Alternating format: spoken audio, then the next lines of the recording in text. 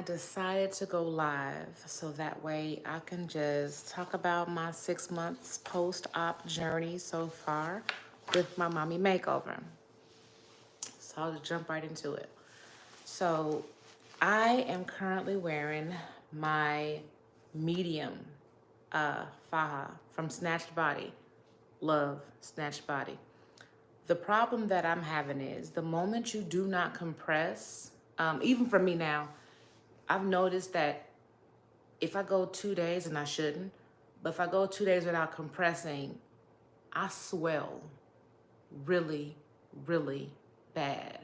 And I put a picture in the community to show everybody um, what it all feels like and like what it looks like. So I'll start with the breast area. They are finally set in their positions. So you know how you have your mommy makeover and you're real tight and everything sits real up here and you wonder if it's gonna ever stay like that. So the answer is no, it don't stay like that. They have finally set into their actual spots. So they're not as high as they were, which is, I guess that's good because I didn't want to look unrealistic. So yeah, they have set. They're still not low because they were not before I got them done. They were sitting down here, but right now they sit at a regular space. They're still to me rather huge, but I'll roll with it. And all the stitches are gone. Now I talked about having stitches still 5 months post-op. I probably had like a stitch here and like along this side right here, and those finally fell out. So that's good. The only thing that I don't like is when my anchor sore, or when my anchor stitch came out and I had to do the wound care on it. That particular area is darker than any other area because the scarring. I don't too much like that. And one of the lines going down, so this line on this particular left breast is not as dark as the right one. Now, if I continue to put emu oil on it, which I absolutely love, I think it'll make it go away. It'll kind of minimize the scarring on it.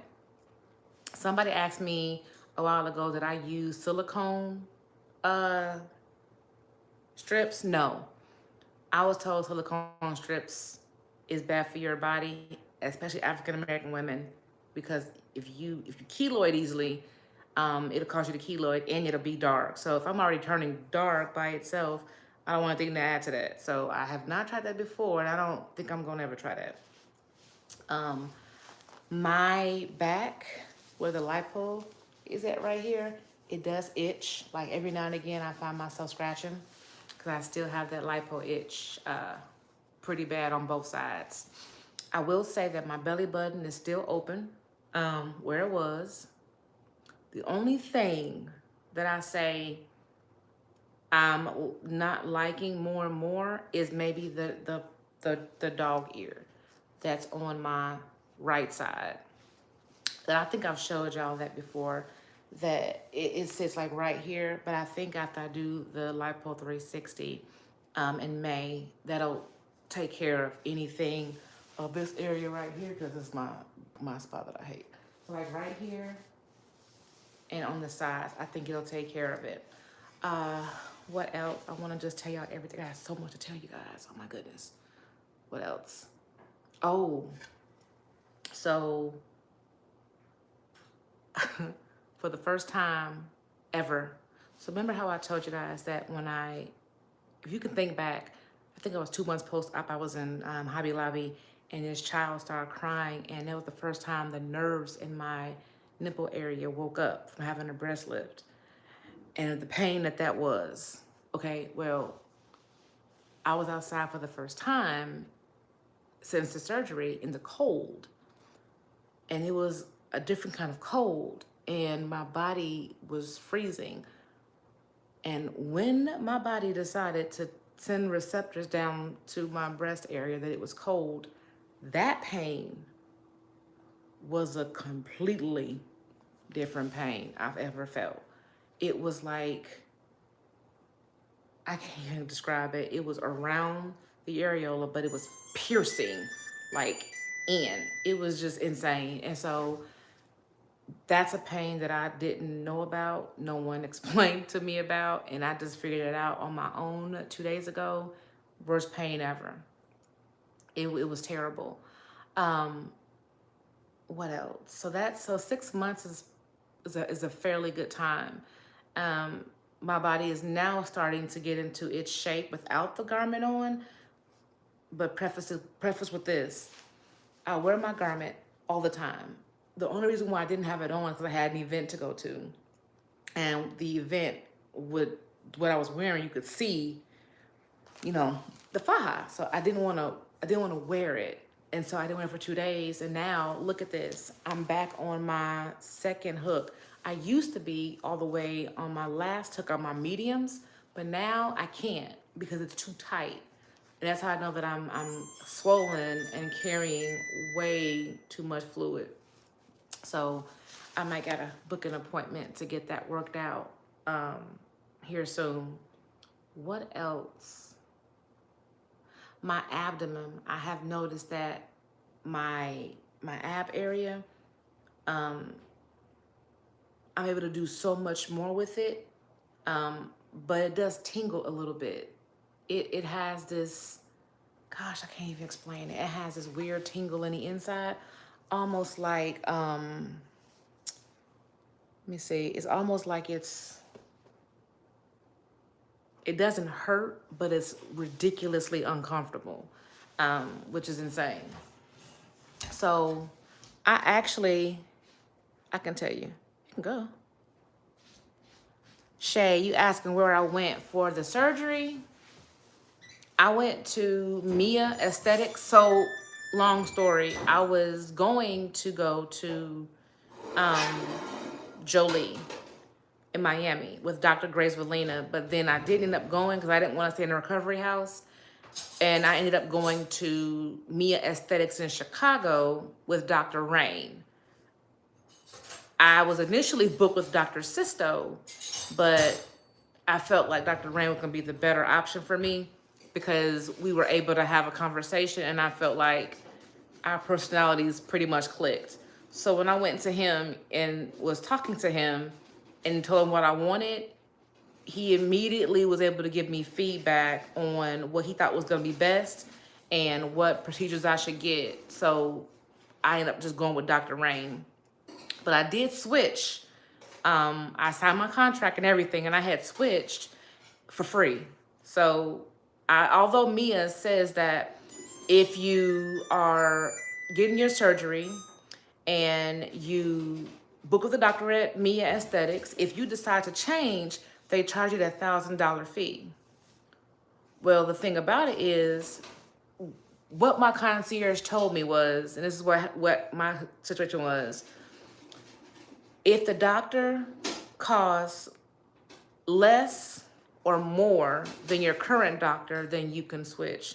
The only reason why they make you pay is if you go to somebody else in the facility that's cheaper, then that person is actually losing money. So that's why they make you that pay that fee to change the doctors.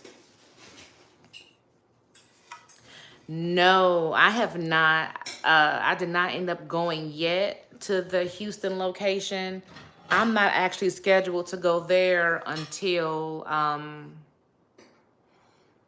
the end of May. So, yeah. But Dr. Chaperu was actually one of my first choices, but he was in Austin. But then someone told me on YouTube that it wasn't a good idea. So I started doing more and more and more and more research with Dr. Chaperu and decided it wasn't a good idea. So I ended up just going to the Houston location and taking on Dr. Ziakis. He's actually pretty cool. He's been practicing for 11 years. Yeah, so, okay, about Dr. Sarshia. So between him and Dr. Ziakis, I chose Dr. Z because he was one newer to the facility. He wasn't overbooked. Not saying Dr. Sarshia is, but Dr. Z was new and he had introductory prices. He had been practicing for 11 years, and he was at his other facility in Katy, Texas for the 10 years, and he practiced in Jackson, Mississippi for a good while. So he actually has been, but he's from Greece too. So he's not really from here, which actually what made me like him even more, because he's not used to the US, so he likes to sculpt the bodies. But I did decide to go to Houston though, so I am booked there, which I'm excited about. So hopefully that'll take care of anything that I don't like, because there are some things that I'm not 100% in agreement with my makeover. So I love the fact that my top area is good. Like, this is okay. I even like the front area. It is even good. But I think the one thing that bothers me the absolute most, and you can't tell with like a shirt on, you can't tell with something compressing you and tight on, like, you can't tell. So I felt like if I got the 360, it would take care of my upper and lower back and my sides and that puppy slash dog ear that's on the right hand side. Now, I think once that's taken care of, I'll be good. Because when you think about it, you get 12 areas of lipo. You get the 2 areas up top on the abdomen and 2 on the bottom. You get 2 on either side, up and down. Then you get your back right below your brow. So you get like one, and then 2. And all of this is taken, taken out. And Houston, or Texas altogether, I didn't know this before, but Texas is known for taking the exact 5 liters, because the laws in Texas says, you can research this, says that they can take the max amount, which is 5 liters. So heavier women typically go to Texas to get their lipo. That's why Dr. Chaperoux does a lot of females that have their BMIs like at 33, 34, because they can do much more with their bodies and shape them than any other facility can. So like, even if you're getting a combination surgery, if you're getting like a breast lift, a tummy tuck, and then lipo, they'll still take your whole 5 liters versus just saying you have that just one. So Miami and Chicago and the Tampa locations, I think in Salt Lake City, all of them but Houston says this, and the Texas area says this. In Chicago, if you're getting any combination surgeries whatsoever at MIA, they will only take 1 liter of fat, period. So even if they do your tummy tuck and they do the lipo on the sides, that's 1 liter altogether. Keep in mind, when they're doing your tummy tuck, they're not taking any fat out, like lipo wise. They're just cutting your stomach and bringing it down, but whatever fat you had in your stomach is still there. So with getting a 360 in Houston, that's the entire 5 liters. One of my concerns was getting 360 after getting a tummy tuck, because the skin. But because the skin is new, it hasn't been stretched before, it will bounce completely back like anything else would do. So with that being said, they shape you very, very well in Texas. It's just that they're overly saturated and super busy. And I didn't want to take the chance to go to a busy, busy facility, but I'll definitely be in Houston. I started to do the vitamins because now it's time, but you got to stop right before your 30 days. Not to mention, Mia sent me an email, because now it's about that time, for all the medicines that you cannot take. So any drugs you cannot take, any phentermines, there's a whole laundry list. When I say there's so much medicine that you cannot take, it's unrealistic. So I signed that paper not too long ago. So that's how you know it's getting time, because when you sign a paper, it's pretty much time. So I'm pretty much excited. So my 5 month or 6 months post-op, everything is going good. My body is still, I'm healing, clearly still healing.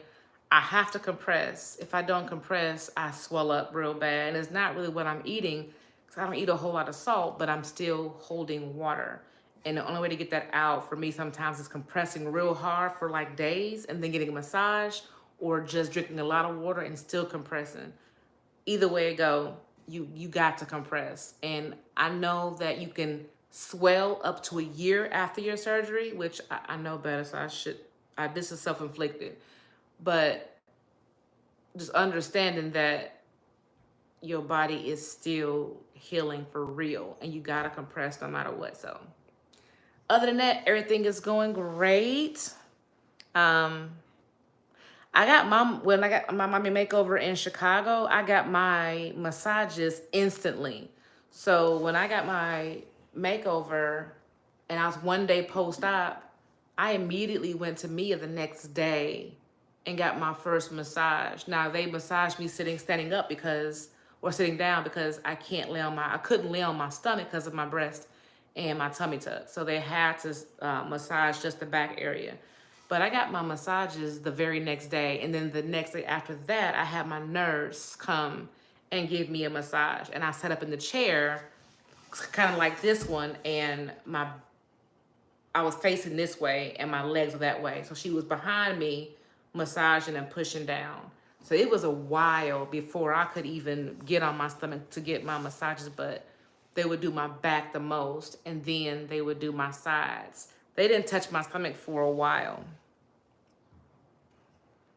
Did they massage with faja? No, I didn't have a faja. So I didn't wear a faja until I got my drains out. So you don't put your garment on because you can't put on your faja with your drains in. So I didn't put my faja on until I was getting ready to come home from Chicago, and they had the drains out.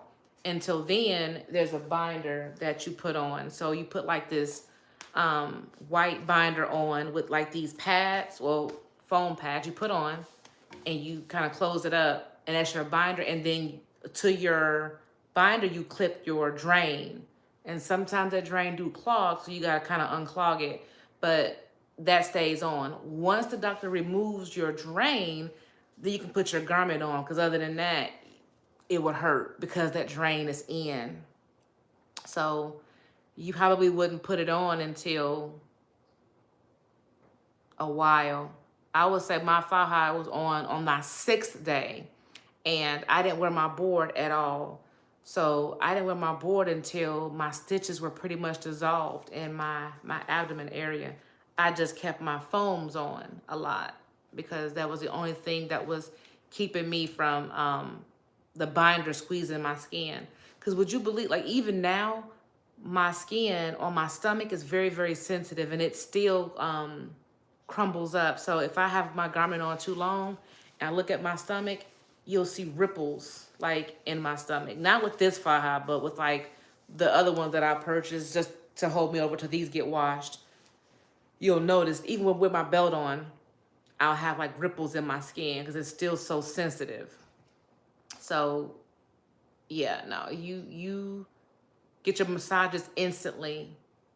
But if you're gonna get massages, I would recommend you get a nurse to do them in conjunction with, if you're gonna go to Mia, I would probably get somebody as well on the outside. And for me, it worked great because my massages from Mia weren't really effective. So I had to have a nurse get it for me. I'm sorry, I'm trying to read the message. For some reason, YouTube takes stuff away so fast and I can't see. What would you rate your pain for? Okay, so my pain for my tummy tuck, I got the Aspero shot. So I can't give you an accurate account for pain because I was numb for 3 days, which was enough for me to start walking around and functioning like normal. So I got the Aspero shot, which I think that's the only reason why I was able to walk around without the walker and use a bathroom on my 3rd day post-op, because I got that shot. But the pain on the 1st day, it wasn't bad. The only thing that I didn't like was the coldness from the anesthesia. Because when I come out of anesthesia, I shake real bad, and for an hour and a half, I was cold and I was shaking from the anesthesia, and the pain from my stomach wasn't it wasn't terrible. I never had pain in my breast. Never did I feel any pain whatsoever from the breast lift in my breast. Never felt it. I will say I felt discomfort with the tummy tuck. But what was painful was the ab repair. That's what hurt. It wasn't so much even like my scar. That part, that wasn't even the part that hurt. What hurt was the actual ab area where they sew you up um, and repair your abs because they're sewing into your muscle. I will say that's what hurt. I think the shot only numbs the area of the incision, but not so much the muscle. So I didn't feel this too much. But the ab repair, because you don't realize how much you use your core area for everything. Going to the bathroom, standing up, coughing, breathing, everything, even to hold your body up. Literally, it hurts. So I will say that that's the one part that you have to be very creative when you're getting in and out the bed, because it's the ab repair that hurt, not so much the tummy tuck itself. I will say that I was on Percocet at first, and it wasn't working because I thought my abs was hurting. So they took me off Percocet, and he put me on codeine, Tylenol 3s. I took one of those. The third day, I didn't take anything. I still have my Tylenol 3s. I didn't use them because the pain wasn't bad. So my third day post-op, I was walking into Mia in my 3-day post-op with no walker, no nothing, just taking it slow, of course. But you never can sit straight up. So you always, I will say for the first 2 months, I kind of was like this a lot. Because to sit up, I was stretching my stomach. And so I had to walk like this a lot. And even now, I'll find myself trying to readjust and pull my back up because now I can do it. And sometimes, even with the garment on, it keeps you tight in. So, and I've tried several fajas. I tried a sunrise faja from Amazon. That was a nightmare. It was terrible. I got a faja from my nurse Kita. She has fajas. Those were good too. Only thing that I didn't like was because I had a breast lift and I have a short torso. So when I pull it up, it was touching right here. I had to pull it down. That's the only part I didn't like about it, but it fit really good. Then I got the faja that I got from Mia, which was way too big. They fit you or size you for your fajas in order for you not to be compressed real tight because it alter your results. So you can fit all those pads and stuff in. So that was way too big. I don't even use that anymore. And I purchased a Tributo faja. That was probably the worst mistake of my life. I spent $300 and something on that faja, and I cannot wear it. It's the worst thing ever, and it hurt. After wearing that, I do swell up, so I don't wear that. But I do wear, I wanted to try Curvy Girl, but I did not. But a good friend of mine, she uses it, she swears by him. But I'm used to having a zipper now. So if I don't have a zipper, I feel I don't like the faja. So I do wear snatched body. That's kind of all I have now is snatched body. Because it makes my body feel good. It gives me a natural shape and it doesn't hurt. I can sleep in it and it does not hurt. Even when you have on clothes, it's undetected because the lace right here and the rubber is not so much of it. So I do like them a lot. I have a couple of them. So when looking at the snatch body fajas, they have a weird description. Their stage 1 fajas are not really stage 1 fajas. Their stage 1 fajas are stage 2 fajas. They call their stage 1 fajas a stage 1 because it's thicker, like the material's thicker, and the legs are longer. That's the only thing that makes it a stage 1. It still compresses the same as a stage 2. It's just the pants are not as long. You'll notice on the Snatch Body website that all their stage 2s have shorter legs. That's literally all of it. But they are that's a very, very comfortable garment. You can't go wrong with it either, because you can get 2 different kinds. With Snatch Body, let me see if I can show you. With the Snatch Body fajas, you'll with some other garments, you don't have a pad right here. But with Snatch Body, there's a pad. So if you are top heavy and you're not getting a breast lift or a reduction and you're putting on a garment, you'll notice that sometimes those garments will dig into your skin. But with this one, it doesn't do that. All the Snatch Body fajas have padding on the arms. The only Snatch Body fajas that don't have a padding is the ones that have the bra is braless. So it comes to like right here, and then the straps come up like this. And that's the only one that does not have the padding on the arms. Other than that, it's a very reliable garment.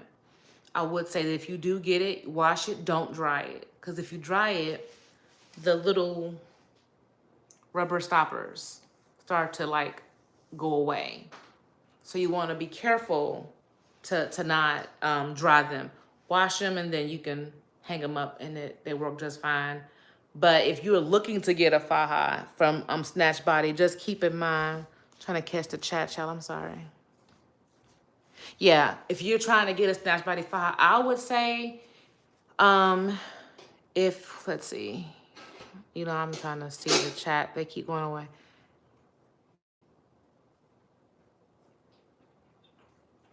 Either one. So for me, I wear a stage 1 and stage 2. So let me just show you.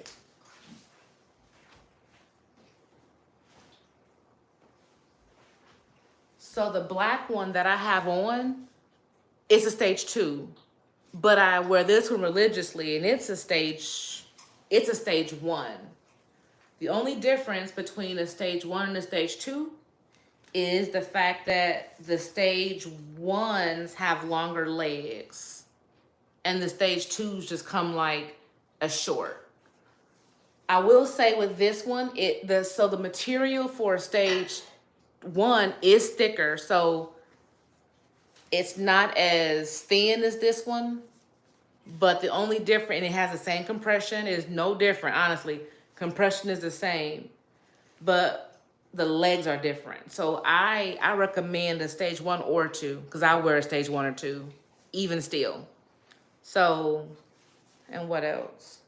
Oh yeah, and for BBL patients, the butt part doesn't have compressions in them. See, they don't have, there's no nothing in the butt part of these. In the stage 1 or the stage 2, there's no compression in the butt. And back fat. Y'all, you guys have heard me say this over and over again. I cannot stand my back fat. This is the only faja. See these crisscross right here? This is the only faja that keeps your back fat in, and it smooths everything out. You would never know you have back fat because the way that the stitching is, it works. Now, I do have other fajas, not by Snatch Body, but this little part right here, this little fat to hang over your bra, that bothers me. And so most fajas, show that. But even in this Snatch Body faja, it does not. It takes me all the way up and it pushes everything in. That is the only reason why I like to pay for these, because they get the job done. And you can see here how the compression is. From here down here, this is the tummy area, and then this is your back area. And keep in mind, these pads, they come in handy, because when you start putting all of that stuff in, like all the padding and the boards, it weighs down on your shoulders. And see, this is from wearing the Tributo faja, and other fajas, you'll see here that it's dug into my skin. So I make sure that I keep on this one so that the other ones don't cause me to get black spots. And that's it. So that is my 6-month post-op update. Everything is going good, going fine. Starting to take my vitamins to make sure that I'm good coming up in May. I am not going to buy new garments because I have these. And I believe that these are going to be sufficient enough to put to boards and stuff in for the Lipo 360. So that saves me some money there. Any other questions, y'all? Send me messages, comment, ask any questions you want. Because when I was getting this done the first time, there was nothing out there. Everyone made it seem like getting this surgery was the easiest thing in the world, and it was not. I mean, you're up, you're down, your emotions are all out of the place. You cry for no reason. You're sad because your body looked bigger than what it was when you went in. No one tells you these things. You itch like crazy because you have lipo itch. So all of these things, no one tells you about. So any questions that you all may have, I am more than happy to answer all of those. But until next time, see y'all later.